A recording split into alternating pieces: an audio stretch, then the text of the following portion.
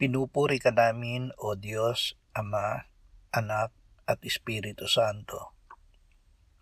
Salamat, Ama, na ibinigay mo sa amin si Jesus na iyong anak, na namatay para sa aming kasalanan, iyong muling binuhay, iniakyat at iniluklok sa iyong kanan sa langit.